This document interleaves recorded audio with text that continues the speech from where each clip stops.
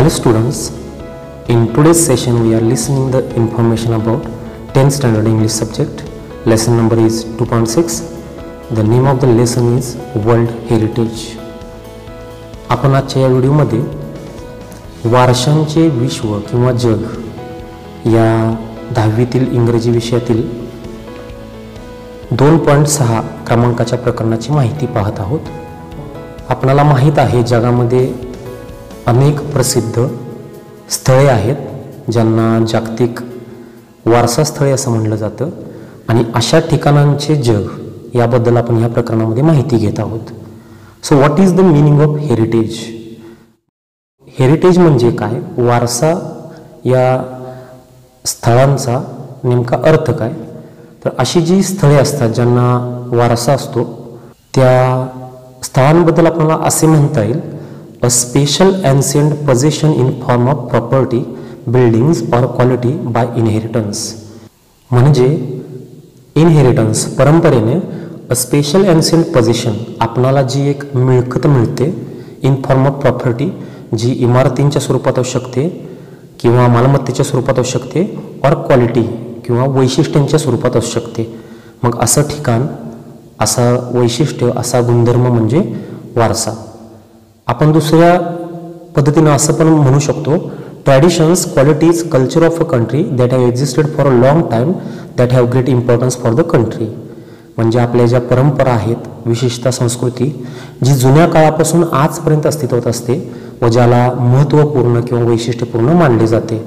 आणि अशा आपल्या या परंपरांना, संस्कृतींना किंवा अशी परंपरा, संस्कृती आपली वैशिष्ट्ये आहेत असं दर्शवणाऱ्या ठिकाणांना आपण वारसास्थळे म्हणतो. म्हणून आपला जो हेरिटेज आहे त्यामधून आपली परंपरा, संस्कृती यांचं वैशिष्ट्य प्रदर्शित होत असतं आणि हे जतन करण्यासाठी सुयोग्य असतात अशी ठिकाणं, म्हणून त्यांना वारसास्थळे म्हणलं जातं. मग what is the meaning of world heritage site? मग आपण ज्यांना जागतिक वारसास्थळे म्हणतो त्यांचा नेमका अर्थ काय आहे? तर it is a landmark or area with cultural values with legal protection bye UNESCO. मग तुम्हाला माहीत आहे जगामध्ये युनेस्को नावाची संस्था आहे. त्या संस्थेनं कायदेशीर दृष्ट्या संरक्षित केलेली अशी काही ठिकाणं आहेत ज्या ठिकाणांना सांस्कृतिक मूल्य असतं आणि अशा सांस्कृतिक मूल्य असणाऱ्या लँडमार्क ऑर एरिया अशा ठिकाणांना ही युनेस्को ही संस्था वर्ल्ड हेरिटेज साईट डिक्लेअर करते, म्हणजे जागतिक वारसा स्थळ असं डिक्लेअर करते. मग वारसा स्थळांचे प्रकार किती आहेत? तर वारसा स्थळांचे 2 टाईप्स आहेत. पहिला आहे कल्चरल आणि दुसरा आहे नॅचरल. मग कल्चरल म्हणजे सांस्कृतिक.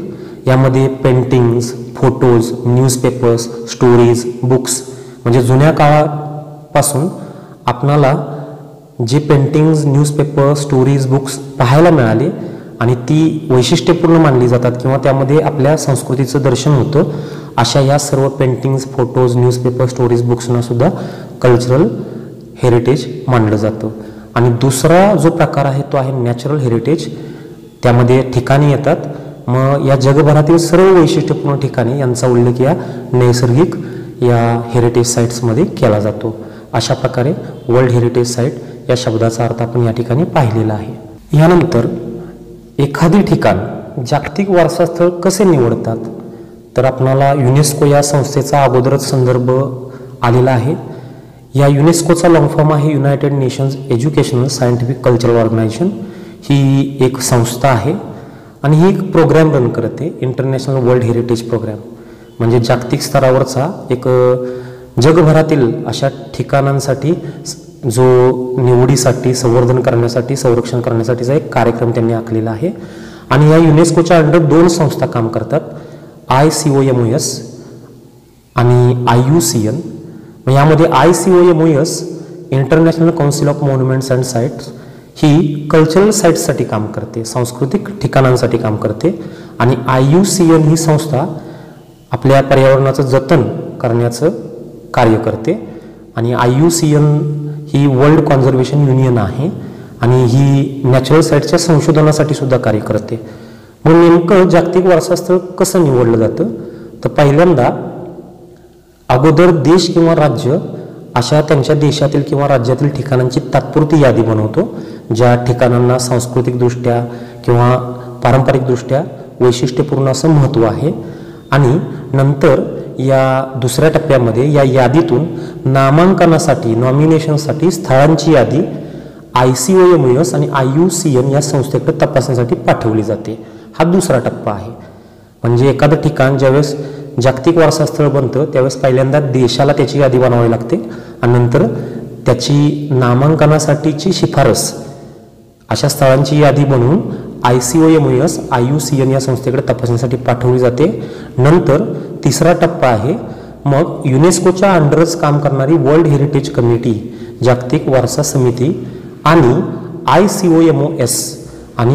ICOMOS ही संस्था, या दोन संस्था किंवा समित्या, या दोन सल्लागार समित्या या पाठवलेल्या फायली तपासतात. मग चौथी पायरी आहे वर्ल्ड हेरिटेज कमिटी. ही समिती, जागतिक वारसा समिती, या समितीकडेच या ठिकाणाचा समावेश वारसा स्थळात करावा अशी शिफारस केली जाते. आणि मग नंतर पाचवा टप्पा आहे, मग वर्षातून एकदा या वर्ल्ड हेरिटेज कमिटीची बैठक होते व 10 निकष ठरवलेले आहेत. त्या 10 निकषांपैकी किमान एक निकष ते स्थळ जर पूर्ण करत असेल किंवा ते स्थळ पूर्ण करते का हे त्या बैठकीमध्ये तपासले जाते व त्या निकषात बसत असल्यास ते ठिकाण वर्ल्ड हेरिटेज साईट आहे असे जाहीर केले जाते. अशा प्रकारे जगातील एखादे ठिकाण जागतिक वारसा स्थळ म्हणून निवडले जाते व जाहीर केले जाते. म्हणजे या सर्व संस्था युनेस्कोच्या अंडरच काम करतात आणि एखाद्या ठिकाणाला जागतिक वारसा स्थळ ठरवतात. नाव सी द लेसन. मग आता आपण लेसन पाहूया. Page number is 75. A world heritage site is a site determined by the United Nations Educational, Scientific and Cultural Organization to have significant cultural or natural importance to humanity. मग world heritage site हे युनेस्कोनं ठरवलेलं महत्त्वपूर्ण वैशिष्ट्यपूर्ण असं ठिकाण असते, कारण हे ठिकाण सांस्कृतिक किंवा नैसर्गिकदृष्ट्या मानवतेसाठी किंवा मानवासाठी महत्त्वाचे असते. As such, the sites are protected and maintained by the International World Heritage Program, which is administered by the UNESCO World Heritage Committee. मग युनेस्कोनं त्यांच्या अंतर्गत, त्या संस्थेच्या अंतर्गत इंटरनॅशनल वर्ल्ड हेरिटेज प्रोग्राम राबवला आहे आणि या प्रोग्रामचा वापर ते या ठिकाणांचं संवर्धन करण्यासाठी करतात. Because world heritage sites are places that are significant culturally and naturally. They vary in type and include forests, lakes, monuments, buildings and cities. मग अशा वारसा जपणाऱ्या स्थळांमध्ये प्रकार आहेत. त्या प्रकारांमध्ये त्या ठिकाणांचा वेगवेगळेपणा दिसून येतो किंवा वेगवेगळेपण त्यांचं जाणवते, त्यांची विविधता जाणवते. आणि यामध्ये जंगलांचा, सरोवरांचा, स्मारकांचा, इमारती व शहरांचा समावेश केला जातो. मॉन्युमेंट्स म्हणजे स्मारके. World heritage sites can also be a combination of both cultural and natural areas. मग एखादे ठिकाण सांस्कृतिक आणि नैसर्गिक अशा दोन्ही प्रकारांचे उदाहरण असू शकते. For example, mount Huangshan in China is a site with significance to human culture because it played a role in historical Chinese art and literature. मग इथं उदाहरण दिलेलं आहे. चीनमधले हंगशन नावाचा जे पर्वत आहे, या पर्वतात तुम्हाला ऐतिहासिक चिनी कला व साहित्य व भौगोलिक सौंदर्य ही अशी वैशिष्ट्ये दिसतात. म्हणजे हे ऐतिहासिकदृष्ट्या सुद्धा महत्त्वाचं आहे आणि साहित्य, लिटरेचर या दृष्टीने सुद्धा हे ठिकाण महत्त्वाचं आहे आणि कलात्मक दृष्ट्या सुद्धा हे महत्त्वाचं आहे. असं हे चीनमधील हे हंगशन हे पर्वत आहे. The mountain is also significant because of its physical landscape characteristics. सौंदर्याच्या दृष्टीने हा जो पर्वत आहे तो भौगोलिकदृष्ट्या वैशिष्ट्यपूर्ण असं स्थळ आहे. यानंतर हिस्ट्री ऑफ हेरिटेज साइट्स, वारसास्थळांचा इतिहास. Although the idea of protecting cultural and natural heritage sites around the world began in the early 20th century, momentum for its actual creation was not until the 1950s. मग 20व्या शतकाच्या सुरुवातीस अशा ठिकाणांचे संरक्षण करण्याची कल्पना पुढे आली, पण 1950 मध्ये ही कल्पना प्रत्यक्षात चालू होऊ शकली नाही किंवा 1950 पर्यंत ही कल्पना प्रत्यक्षात अस्तित्वात आली नाही. In 1954, Egypt started plans to build up the Aswan High Dam to collect and control water from the Nile River.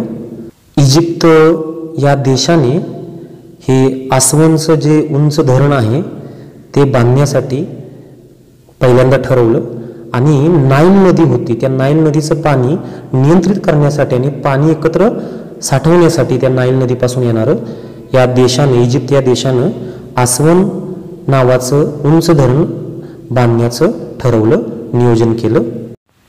The initial plan for the dam's construction would have flooded the valley containing the Abu Simbel temples and scores of ancient Egyptian artifacts to protect the temples and artifacts. मग या त्यांनी केलेल्या नियोजनामध्ये Egypt देशामध्ये Nile नदीवर ॲस्वान हाय नावाचं हे धरण बांधायचं चाललं होतं. हे धरण बांधताना अबू सिंबल हे मंदिर तिथली मंदिरं व अनेक प्राचीन कलाकृती म्हणजेच मूर्ती इत्यादीचे अवशेष असलेली दरी त्या धरणाच्या पाण्यात त्या जे नवीन ते धरण बांधतात त्या पाण्यात बुडत असल्याचं त्यांना जाणवलं. To protect the temples and artefacts UNESCO launched an international campaign in 1959 that called for the dismantling and movement of the temples to higher ground. आणि मग यांना वाचवण्यासाठी या संस्थेने 1959 मध्ये एक आंतरराष्ट्रीय कॅम्पेन मोहीम चालू केली आणि या मोहिमेमध्ये त्यांचं मेन उद्दिष्ट काय होतं की या मंदिरांना आणि या कलाकृतींना वाचवणं. आणि यातून त्यांनी काय केलं that they called for the dismantling and movement of the temples to higher ground. मग ही जी मंदिरं व कलाकृती आहेत त्या ठिकाणाहून हलवून उंच ठिकाणी जशा त्या पूर्वी होत्या तशा रूपात उभ्या करायचं असं त्यांनी ठरवलं आणि या ठिकाणी ह्या मुवमेंटचं प्लॅनिंग करण्यात आलं. The project cost and estimated $80 million and $40 million of which came from 50 different countries. आणि मग ज्यावेळेस त्यांनी हे ठरवलं की ही मंदिरं कलाकृती या दरीतून व्यवस्थितरित्या उतरून जवळच्या उंच ठिकाणी जशा त्या पूर्वी होत्या तशाच रूपात स्थलांतरित करून उभ्या करायच्या व त्यांच्या या प्रकल्पाला 80 मिलियन दशलक्ष एवढा अमेरिकन डॉलरचा निधी खर्च करण्यात आला. आणि यावेळी पहिल्यांदा जगातील वेगवेगळ्या देशांनी $40 मिलियन मदत सुद्धा केली. अशा प्रकारे या युनेस्कोनं जगातील देशांच्या मदतीनं हा प्रकल्प पूर्ण करण्यासाठी प्रयत्न केले. पुढे हा प्रकल्प यशस्वी देखील झाला. Because of the project success UNESCO and international council on monuments and sites initiated a draft convention to create an international organisation responsible for protecting cultural heritage.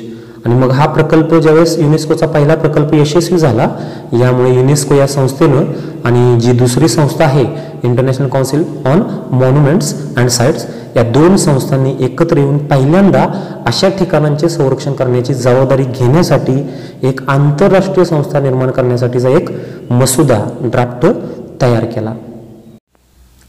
Shortly thereafter in 1965, a White House conference in the United States called for a World Heritage Trust to protect historic, cultural sites but to also protect the world's significant natural and scenic sites. यानंतर 1965 मध्ये अमेरिकेत white house नावाची एक परिषद भरली. या परिषदेमध्ये world heritage trust स्थापन करण्याची मागणी करण्यात आली. कारण जगातील जी ऐतिहासिक नैसर्गिक निसर्गरम्य ठिकाणं आहेत त्यांचं संरक्षण करावं आणि हे संरक्षण करण्याचं काम करण्यासाठी एक असा वेगळा ट्रस्ट बनवला जावा असे मत मांडण्यात आले. Finally in 1968 the international union for conservation of nature developed similar goals and presented them at the United nations conference on human environment in Stockholm Sweden in 1972. मग 1968 मध्ये international union for conservation of nature या संघाने उद्दिष्ट तयार केली आणि 1972 मध्ये Sweden या देशात स्टॉकहोम या ठिकाणी ह्युमन एन्व्हायरमेंट मानवी पर्यावरण या विषयावर युनायटेड नेशन्सची कॉन्फरन्स परिषद भरली होती. या परिषदेमध्ये ती उद्दिष्टे जी 1968 मध्ये बनवण्यात आली होती ती सादर करण्यात आली. Following the presentation of these goals, the Convention concerning the protection of the world cultural and natural heritage was adopted by UNESCO's General Conference on November 16, 1972. मग 16 नोव्हेंबर 1972 या दिवशी जनरल कॉन्फरन्स म्हणजे सर्वसाधारण सभा या सभेमध्ये protection of world cultural and natural heritage या नावाने ठरावाचा किंवा कराराचा एक मसुदा संमत करण्यात आला किंवा या उद्दिष्टांच्या पूर्ततेसाठी समिती स्थापन करून कार्य करण्यास मान्यता देण्यात आली. आणि या ठिकाणी अशा प्रकारे नॅचरल हेरिटेज आणि कल्चरल हेरिटेजचं संरक्षण करण्याचं ठरविण्यात आलं. Next point, the world heritage committee, जागतिक वारसा समिती. Today, the World Heritage Committee is the main group responsible for establishing which sites will be listed as a UNESCO World Heritage Site.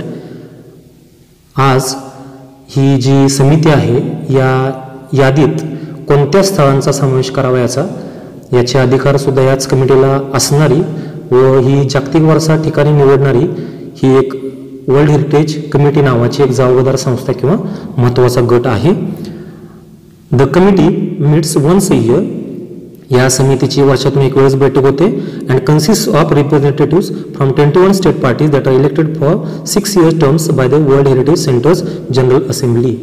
मग ही जी समिती आहे याची बैठक एकदाच होते आणि जागतिक वारसा केंद्र हे सुद्धा युनेस्को खाली काम करतं आणि हे केंद्र 6 वर्षातून एकदाच एक वेळेस सभा घेतं. 21 राज्य पक्ष प्रतिनिधींची निवड या सभेमध्ये केली जाते आणि विविध भागातील जगातील खंडातील लोकप्रतिनिधींना प्रतिनिधी म्हणून निवडले जाते आणि हे प्रतिनिधी निवड झाल्यापासून जवळपास 6 वर्षे या समितीमध्ये काम करतात. The state parties are then responsible for identifying and nominating new sites within their territory to be considered for inclusion on the world heritage list. मग हे जे प्रतिनिधी निवडलेले आहेत त्यांना एक काम असतं, आपापल्या प्रदेशामधील नवीन ठिकाणे शोधणे, त्या ठिकाणांचा जागतिक वारसा यादीत समावेश व्हावा यासाठी प्रयत्न करणे आणि हा प्रयत्न करताना ते नामांकन रजिस्टरची जी फाईल आहे ती सुद्धा बनवण्याची जबाबदारी यांच्यावरच असते. अशी 2 कामे म्हणजे ठिकाण निवडून त्याचा वारसा यादीत समावेश व्हावा आणि त्यासाठी फाईल बनवणे अशी 2 कामे हे जे प्रतिनिधी आहेत 21 राज्य पक्ष प्रतिनिधी यांना करावी लागतात.